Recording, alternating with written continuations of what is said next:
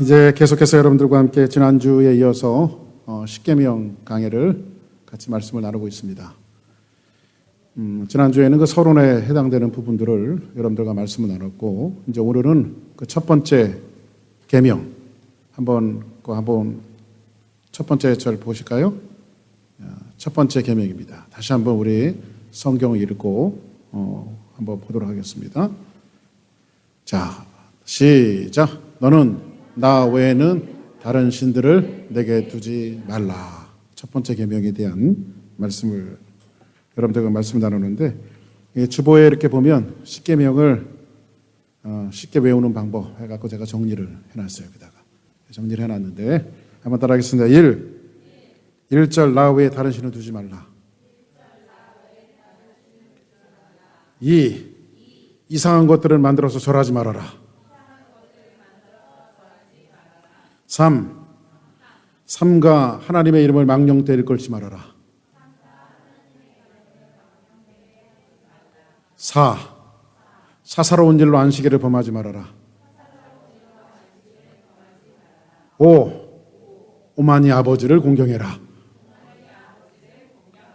6. 육체를 살인하지 말아라. 7.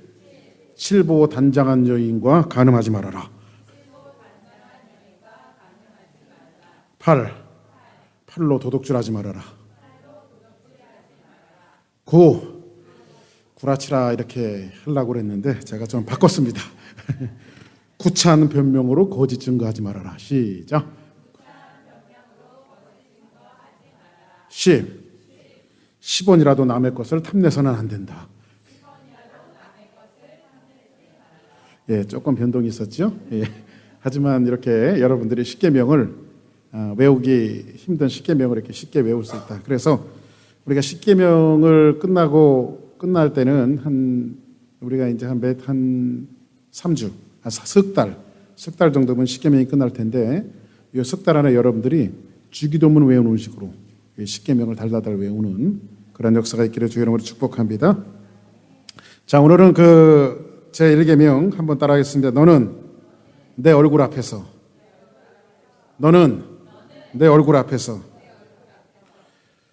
자, 여러분들은 너는 나 외에 다른 신을 두지 말아라. 이 1계명. 1계명의 검색대를 여러분들 무사히 통과할 수 있다고 생각하십니까? 1계명을 잘 지키고 있습니까? 요즘에 이제 비행기를 타는 일들이 참 특히 올해 들어서 아주 자주 비행기를 타는 일이 많은 것 같아요. 얼마 전에도 애리조나를 다녀왔고, 또 이제 8월 달에는 또 시카고를 또 가야 하고, 하여튼 비행기 타고 가는 일들이 많이 있는데, 처음에는 비행기 타는 것이 즐거웠는데 요즘엔 즐겁지가 않아요. 왜 그러냐면 비행기 타러 들어갈 때 아주 까다로운 절차가 있어요. 그러니까 검색대를 통과해야 합니다. 그래서 줄을 쭉 서고, 그것도 모자라서 이제 벨트 풀고 구두 벗고, 또 가방에 노트북 같은 거 있으면 노트북 꺼내고, 예? 그리고 그냥 주머니 아무것도 넣지 않고 자켓 벗고, 예? 그리고 이제 기다렸다가 검색대를 통과하다 보면 거기 또 뭐가 조그만 게 있다 보면 삑 소리가 나면, 요즘 말로 이야기하면, 옛날 시쳇말로 얘기하면 센터를 당해야 하고, 그래서 어떤 때는 검은 분이 오시기도 하고 어떤 허연 분들이 오시기도 하고, 이렇게 해서 이제 막 미서부터 아래까지 이렇게 탁탁탁탁 만져가면서, 이제 물론 남자분들이 오죠. 여자는 여자분들이 오시고, 그래서 이렇게 와갖고 두집니다. 그러다가 이제 가방이 검색대를 통과하다 보면 또 이게 뭔가 또 있어요. 그러면 가방에 통과하다 보면 저보고, 미국 사람들은 부르면 이렇게 부르는지 모르겠어요. 이렇게 오라고. 그래서 기분 나빠도 오라고 그러니까 가야지. 어떻게 하겠습니까? 그래서 이제 갑니다. 가면 네 가방에서 지금 검색하다가 뭐 소리 내서 가방 열어봐도 되겠냐고. 그 열어보라고. 가방에 열다 보면 요즘에 액체 같은 것들이 반입이 되지 못하고 그러니까 뭐 화장품 같은 거, 스킨 같은 거 이런 것들이 몇 미리 이상 되면 그거 안 돼요.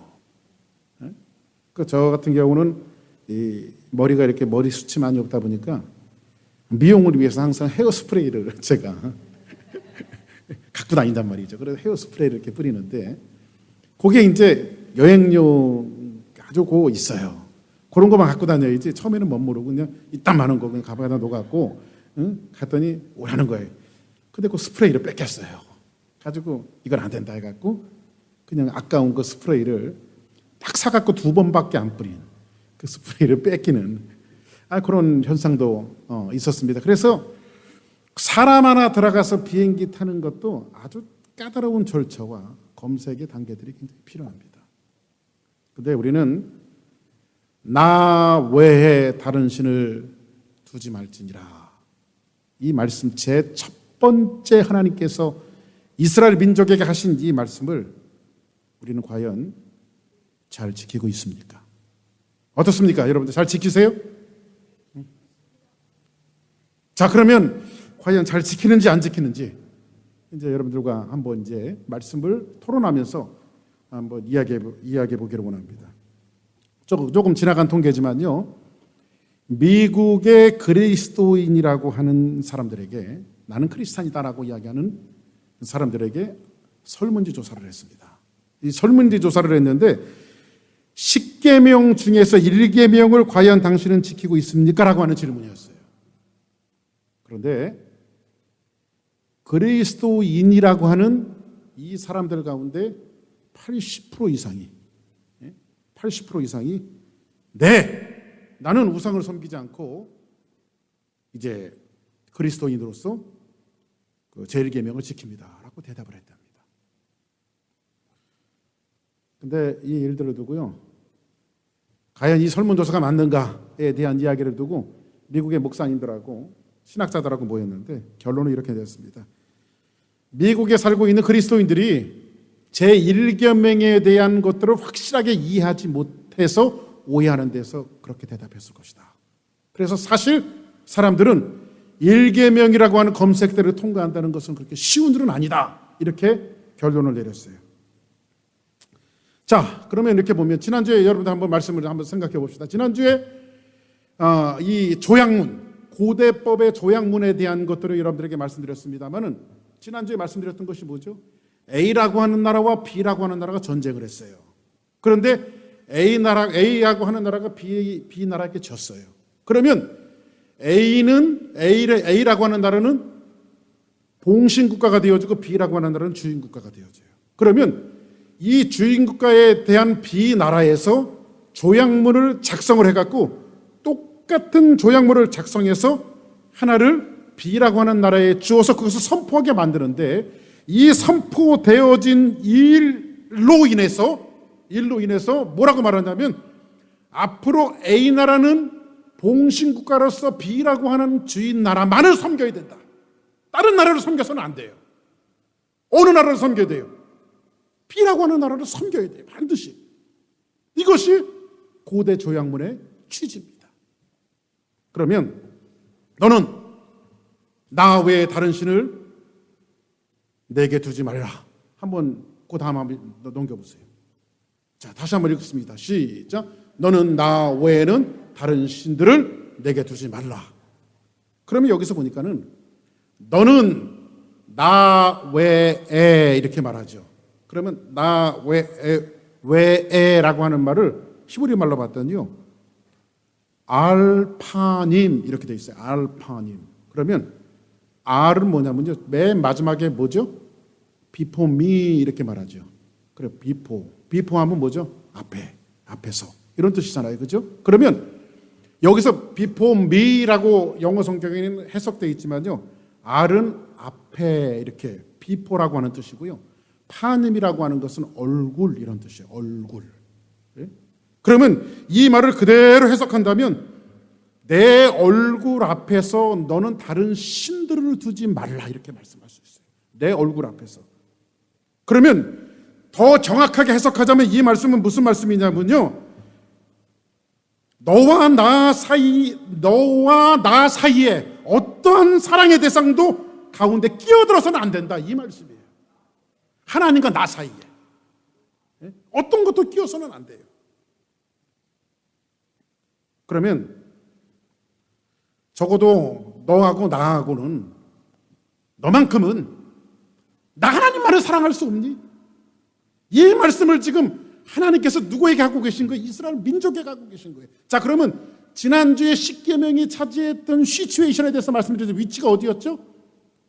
애굽이었어요? 광야였어요? 광야에서 받았죠. 그러니까 노예 생활하고 있었을 때 받은 것이 아니라 노예에서 해방되어지고 구원받고 나서 하나님 광야에서 십계명을 주신 거예요. 그러면 구원받은 사람에게 주신 거예요? 구원받을 사람에게 주신 거예요? 구원받은 사람에게 하나님은 십계명을 주신 거예요. 그러면 구원받은 사람에게 이 십계명을 주시고 하나님께서 이 말씀을 나 외에 다른 신들을 내게 두지 말라라고 말씀하시는 것을 왜 말씀하셨을 것 같아요? 이 광야에서 왜 하나님께서 첫 번째 이 말씀을 하셨을 것 같아요? 지금 이스라엘 사람들은 광야에서 그들이 광야에서 할 수 있는 일들은 뭐였죠? 광야에서 농사 지을 수 있었어요? 없죠. 근데 그들이 유일하게 애굽에서 나올 때 갖고 나온 것이 뭐였는데 짐승들을 갖고 나왔어요. 그들은 유목민이었어요.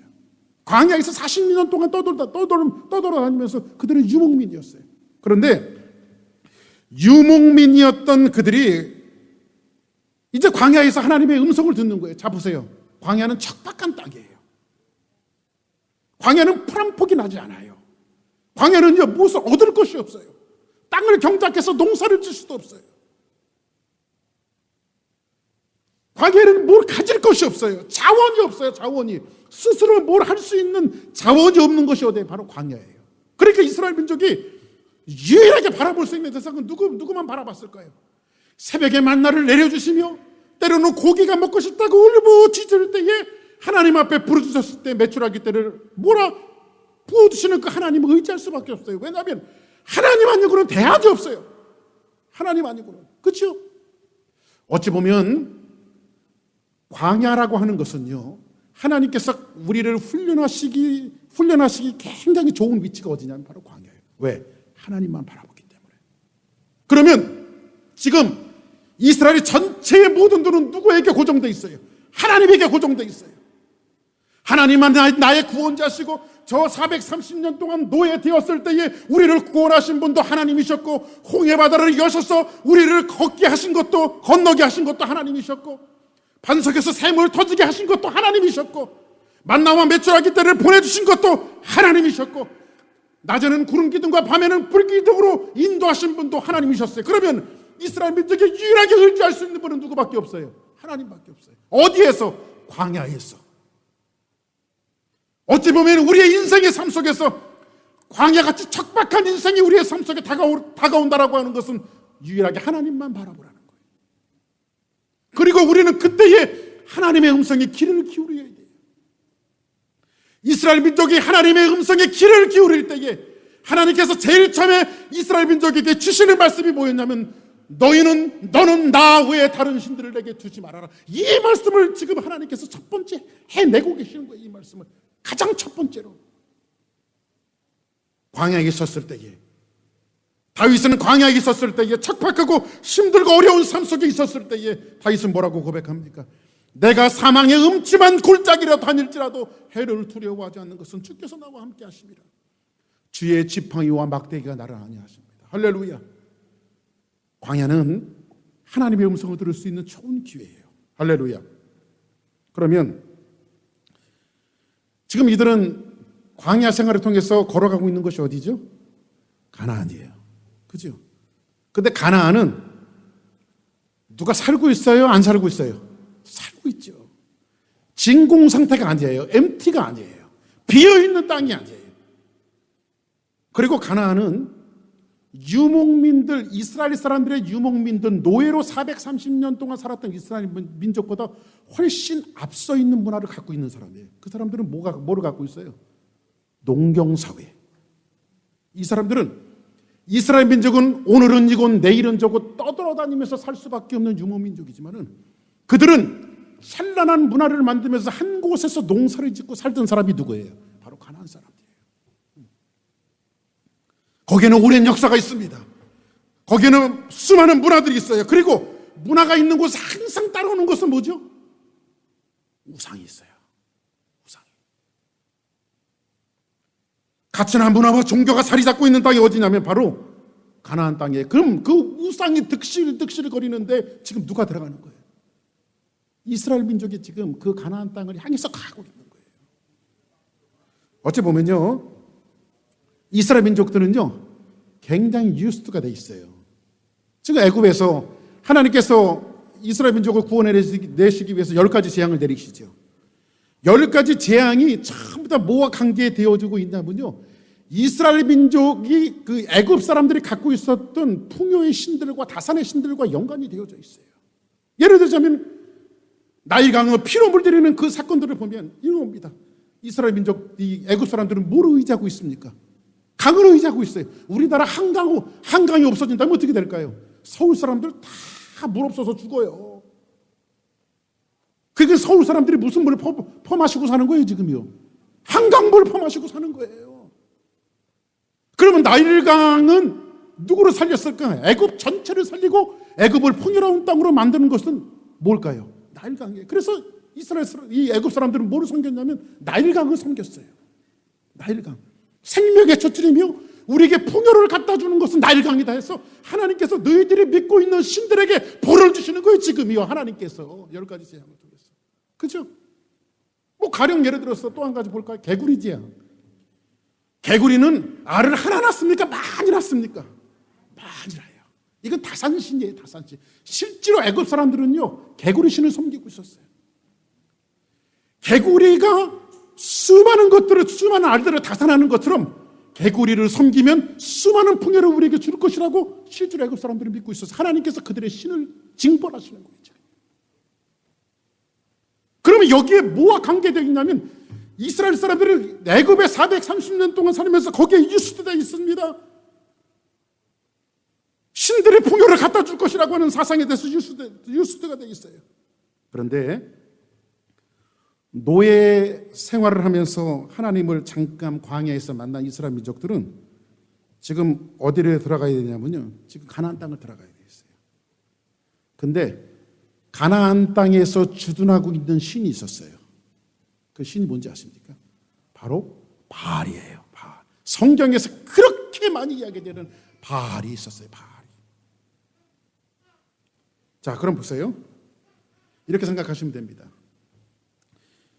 이스라엘이 그동안 믿어왔던 하나님은 어떤 하나님이냐면 애굽에서 노예에서 건져주시고 광야에서 보호해주시고, 그렇죠?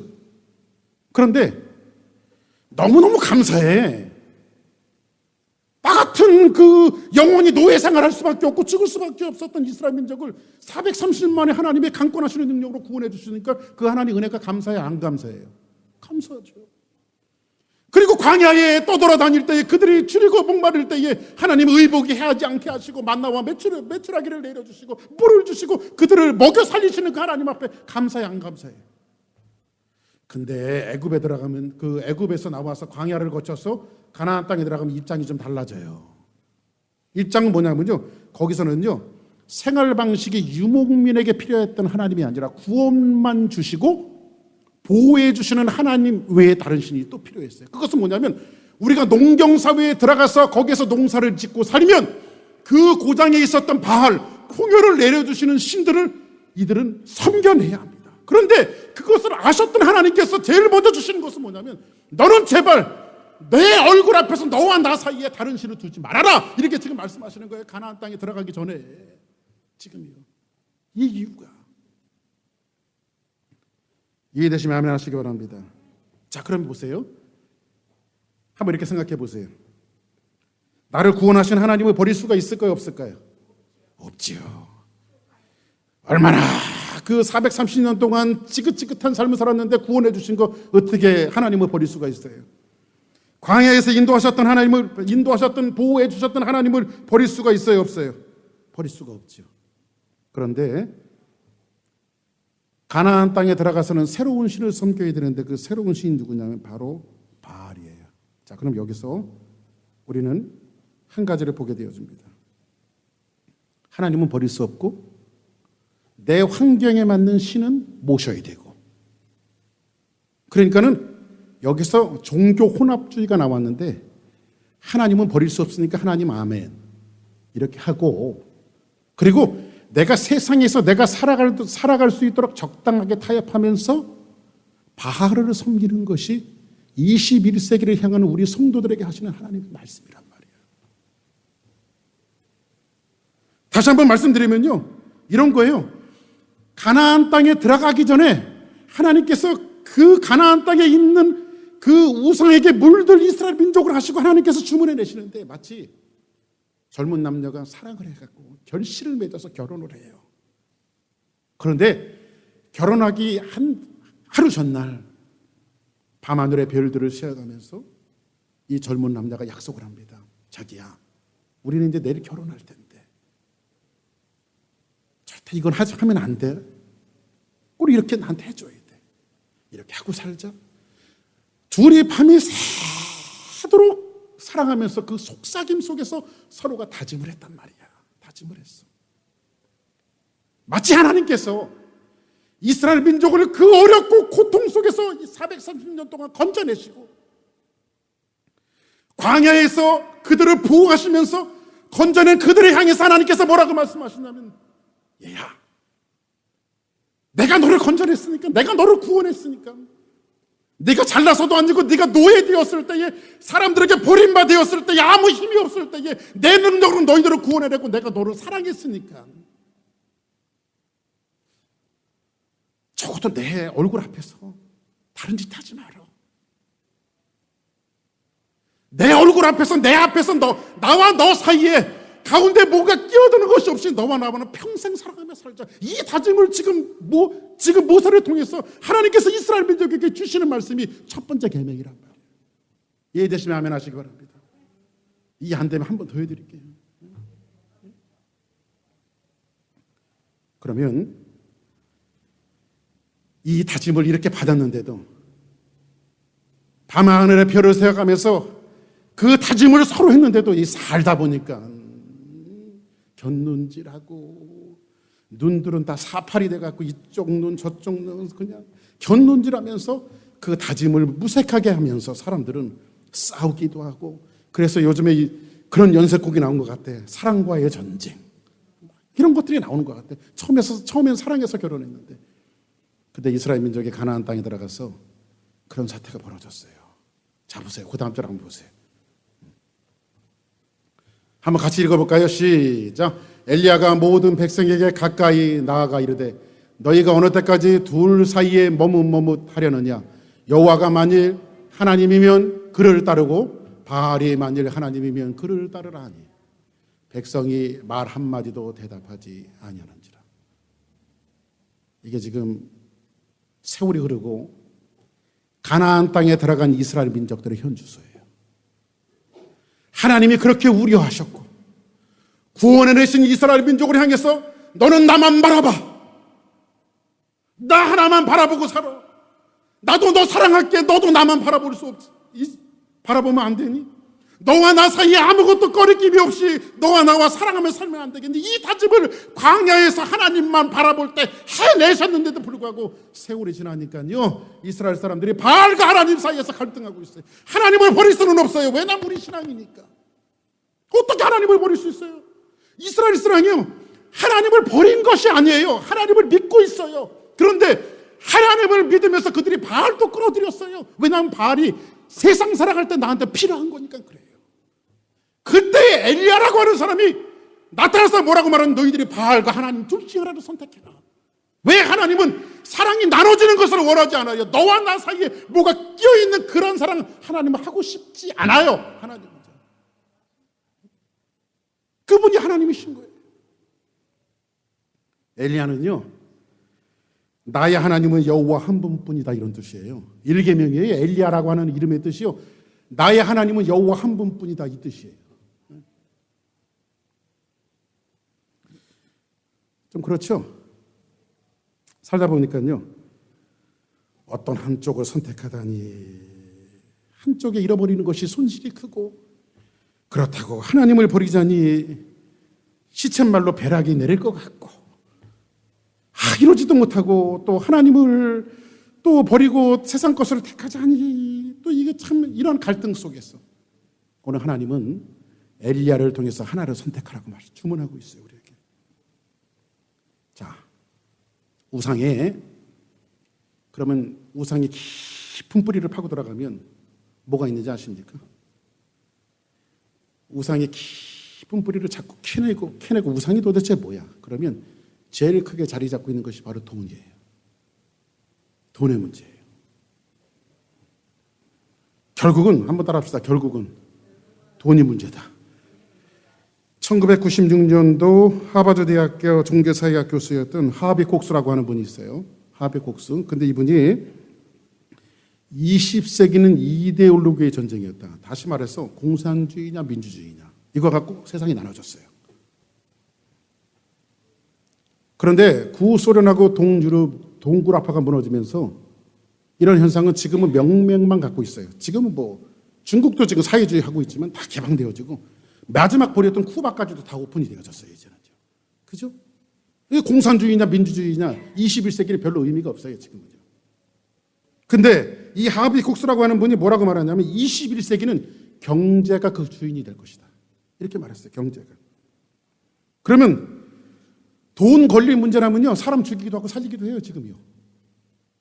제가 필리핀에서 오신 분한테 물어보니까요, 우리나라 돈은 10만 원만 주면, 100불만 주면 사람도 죽여준대, 청부살인 해준대. 100불에. 그래서 필리핀 안 가려고.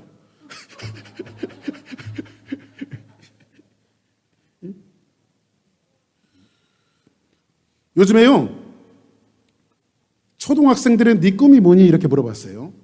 조사를 해봤어요. 우리 어릴 때만 해도요, 앞으로 꿈이 뭐니? 그러면 과학자요. 대통령이요. 저 선생님 될래요.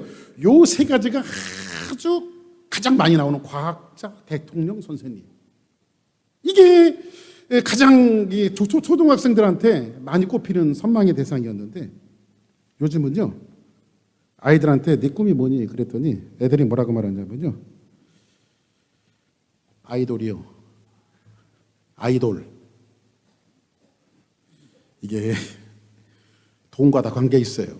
요즘에는요, 제작자들이 그렇게 크게 음악성 없어도 돼요. 캐릭터만 괜찮으면 걔네들을 사다가 음악도 가르치고 목소리도 연습시키고 다 해갖고 조금 못하는 데 있으면 찍고 째고 막 해갖고 막 사람을 막 만들어, 인형처럼 만들어갖고 상품화 시켜서 그것으로 돈을 받아들여요.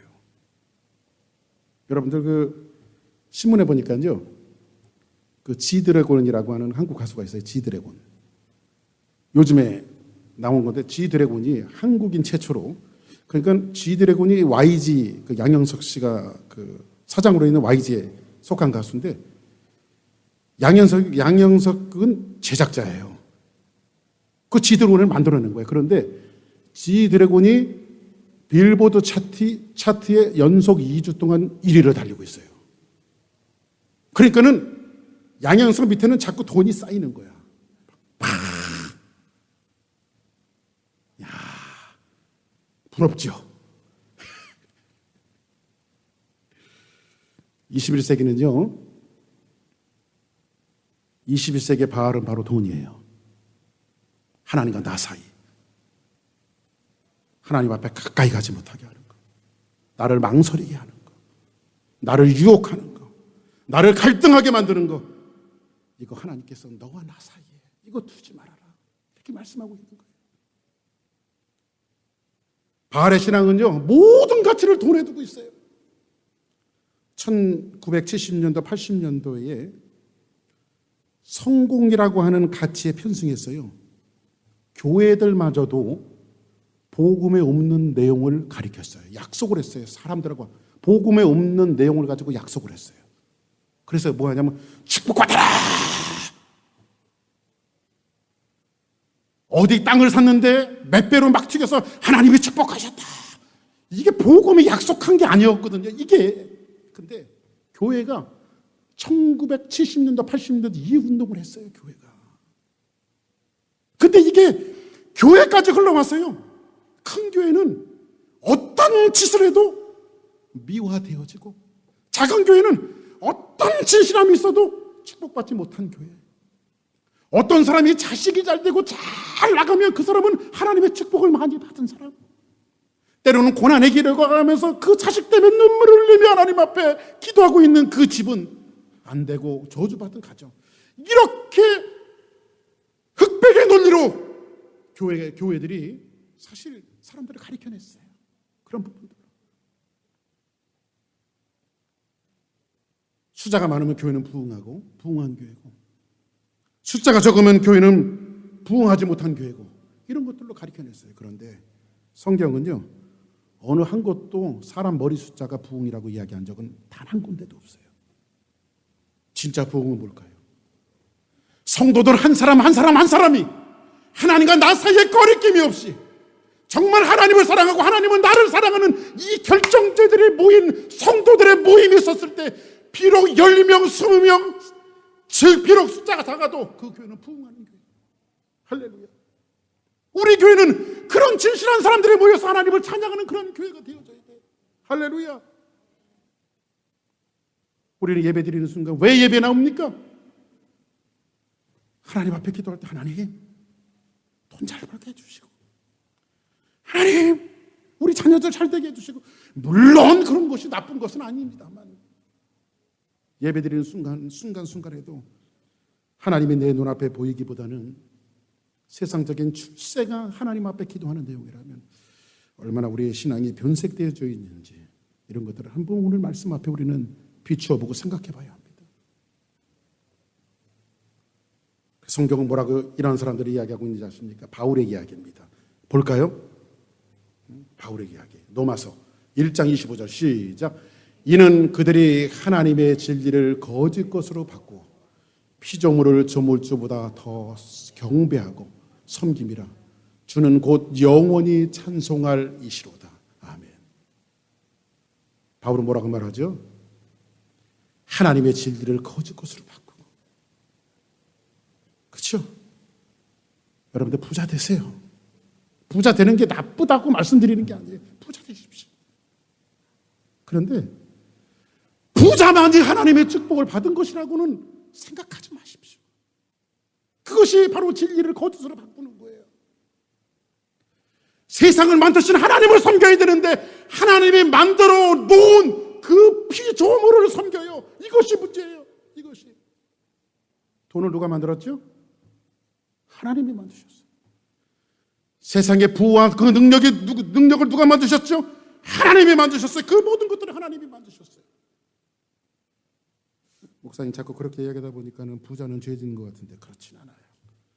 하나님은 물질의 풍요와 전혀 상관없는 분인가? 그렇진 않습니다. 자 보세요.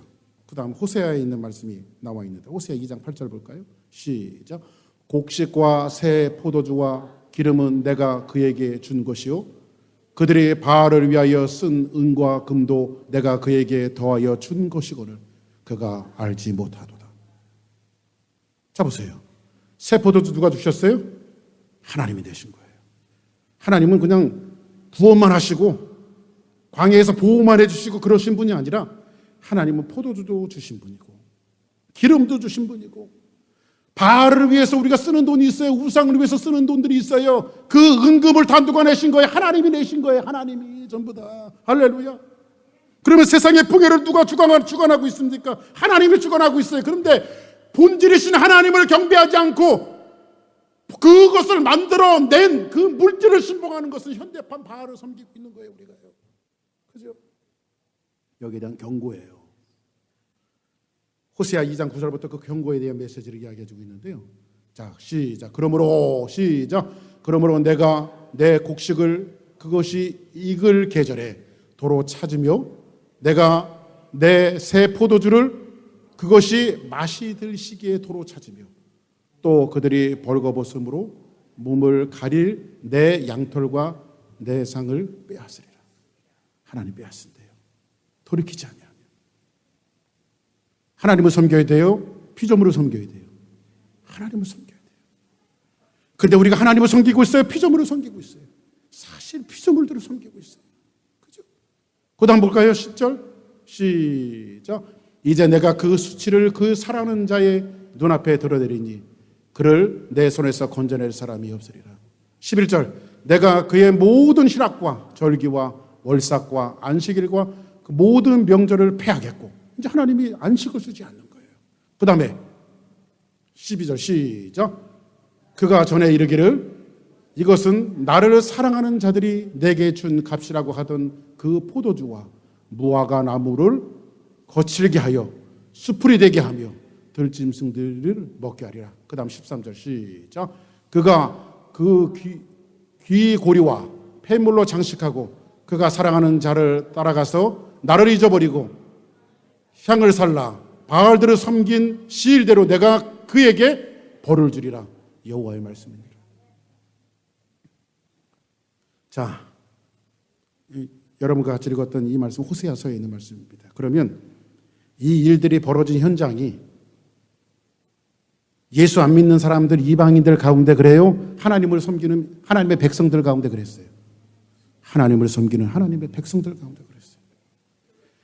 지금 나 외에 다른 신을 내게 두지 말라, 이 말씀은 지금 이방 사람들에게 하시는 말씀이 하나님의 백성들에게 하시는 말씀. 하나님의 백성들에게 하시는 말씀. 왜? 하나님의 백성이라 할지라도, 구원받은 사람이라 할지라도 우상과 이방에게 정말로 치우칠 소지는 얼마든지 있기 때문에 그래요. 우리는 이 하나님의 계명의 검색대 앞에 과연 통과할 수 있습니까? 자유로울 수가 있습니까?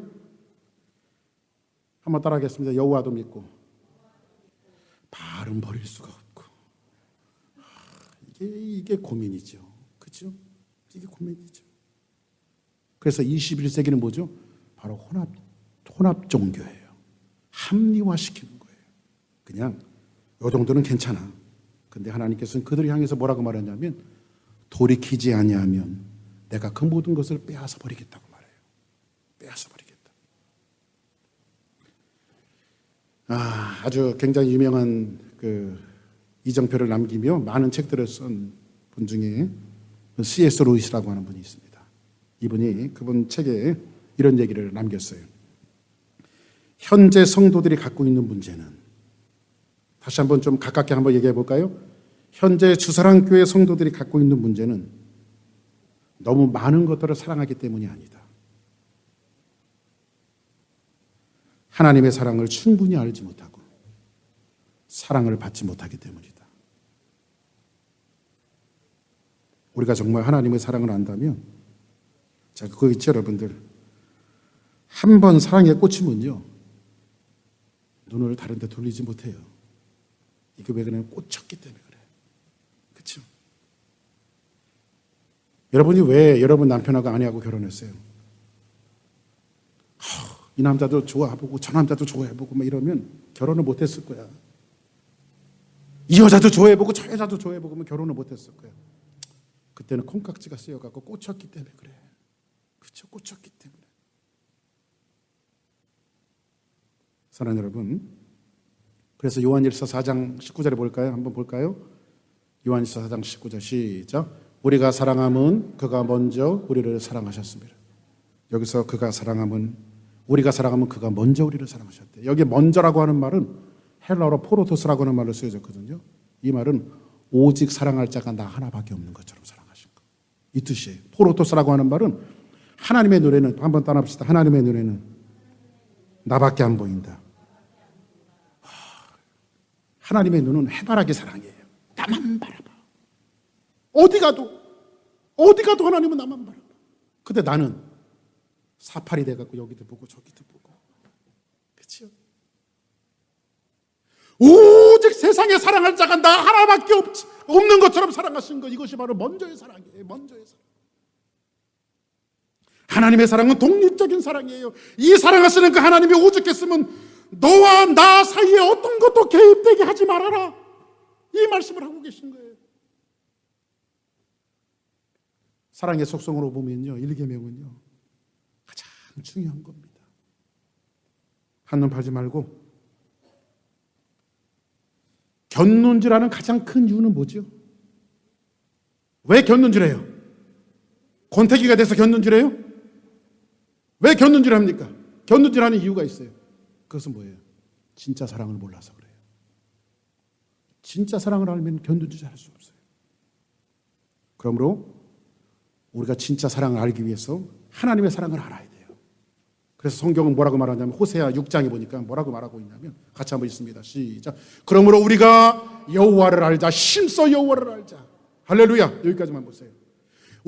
그러므로 우리가 여호와를 알자. 힘써 여호와를 알자. 하나님을 알고 났더니 그분이 나를 구원하시고 그분이 세상의 모든 것들을 만들어내시고 먼저의 사랑으로 나를 사랑하시고 오직 사랑할 자가 나 하나밖에 없는 것처럼 나를 사랑하시는 그 사랑 앞에 해바라기 사랑으로 나를 일관되게 나를 사랑하셨던 그 하나님이,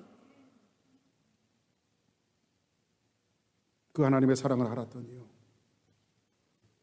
그 하나님의 사랑을 깨닫고 났더니요, 나와 하나님 사이에 끼었던 물질의 문제, 또 세상에 사랑하는 여러 가지 문제들이 하나님과 비교할 수가 없는 거예요. 그래서 우리는 조지 베벌리 시아씨가 찬양했던 그 찬양을 기억하시죠? 주 예수보다도 귀한 것은 없네. 이 세상 부귀와 바꿀 수 없네. 세상의 즐기도 세상 일도 주 사랑하는 마음 변치 못해. 세상 즐거움 다 버리고 세상 자랑 다 버렸네. 사랑하는 여러분, 하나님이 여러분들을 어떻게 사랑하셨습니까? 하나님이 여러분들을 어떻게 사랑하셨습니까? 하나밖에 없는 독생자 예수 그리스도를 이 땅에 보내시고 나 같은 죄인을 살리기 위해서 십자가에 그분의 몸을 찢으셔서 피를 다 흘려서 나는 너만 사랑해, 나는 너를 사랑하기 때문에 내 아들까지도 너에게 줄 수 있어. 그 사랑으로 일관되게 우리를 사랑하셨던 그 하나님의 사랑을 우리가 안다면 어떻게 하나님과 나 사이에 그 모든 것들이 끼어들 수 있어요? 어떻게 하나님과 나 사이에 세상의 돈이, 명예와 마약과 세상의 모든 것들이 어떻게 사이에 끼어들 수 있어요? 여러분과 하나님 사이에 끼어들고 있는 것은 무엇입니까? 혼합종교로 하나님도 믿고 이것도 버릴 수 없기 때문에 하나님과 적당히 섬기는 것이 뭡니까? 성경은 뭐라고 말하죠? 하나님과 물질을 겸하여 섬길 수 없습니다. 하나님과 여러분 사이에 뭐가 있어요? 자꾸 타협하는 것이 뭐가 있습니까? 돈입니까? 술이요? 이성이요? 뭐 게임이요? 그게 뭐라고? 그게 뭐라고? 하나님의 사랑과 견주냔 말이에요. 현대판 우상들은요, 우리가 눈치를 채지 못하는 사이에 우리에게 들어옵니다. 일개명 무슨 형상을 만들어 놓고 나는 우상을 섬기지 않습니다. 이 정도 차원에서의 말씀이 아니에요. 자, 일개명 검색대를 지나가려고 하니 녹록지가 않는 말씀이 바로 일개명이네요. 그렇죠? 녹록지가 않는 말씀. 하나님의 마음속에 하나님께서는 나만 바라봐, 이 말씀을 듣는 순간에 또 하나의 감격이 우리 앞에 다가옵니다. 우리가 호세아서를 봤지만은 고멜이라고 하는 여인이 있어요. 고멜은 이미 천한 신부님에도 불구하고 호세아가 데려다가 아내를 삼습니다.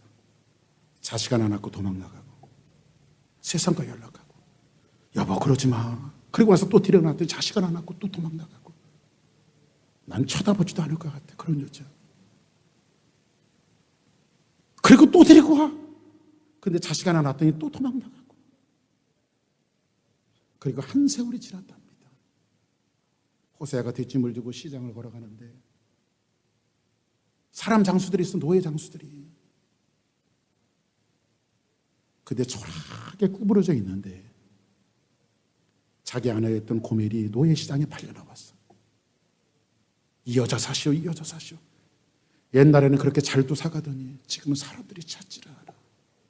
사지를 않아. 쳐다보지도 않아. 근데 하나님은 호세에게 그 여인을 데려오라고 말합니다. 그리고 그 여인을 데려다가 다시 자기의 아내의 자리로 호세는 맞이하고 그와 그런 결심을 합니다. 여보, 내가 다시 용서할 테니까 당신 세상에 가지 마. 나도 당신에 대한 믿음을 지킬게. 이것이 호세아서의 엔딩이에요. 사랑하는 여러분, 하나님이 우리를 그렇게 사랑하셨어요. 버림받고 천대받고 세상 사람들이 다 찾아주지 않을 때 하나님은 다가오셔서 우리를 찾아주시고 우리를 싸매주시고 구원해주시고 인도하시고. 하나님의 사랑은 해바라기 같은 사랑이에요. 나 같은 것이 뭐라고, 나 같은 존재가 뭐라고.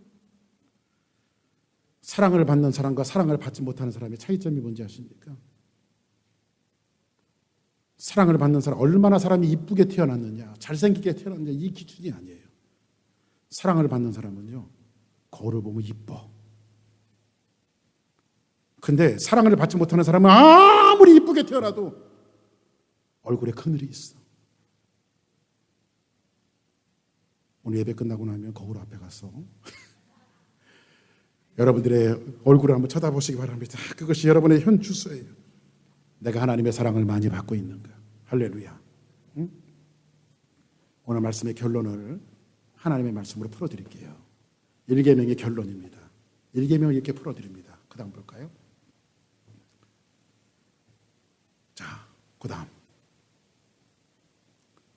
마태복음 26장 36절부터 봅시다. 시작. 선생님, 율법 중에서 어느 계명이 커요? 이렇게 물어봤어요. 그랬더니 예수께서 이르시되 내 마음을 다하고 목숨을 다하고 뜻을 다하여 주 너희 하나님을 사랑하라 하셨으니 이것이 크고 첫째 되는 계명이다. 가장 큰 계명은 뭡니까? 하나님과 나 사이에 끼어든 그 끼어든 그 어떤 것, 요것들을 이번 한 주간 동안 여러분들이 제거해 버리시고 그 검색들을 통과해서 이 계명 앞으로 갑시다. 할렐루야.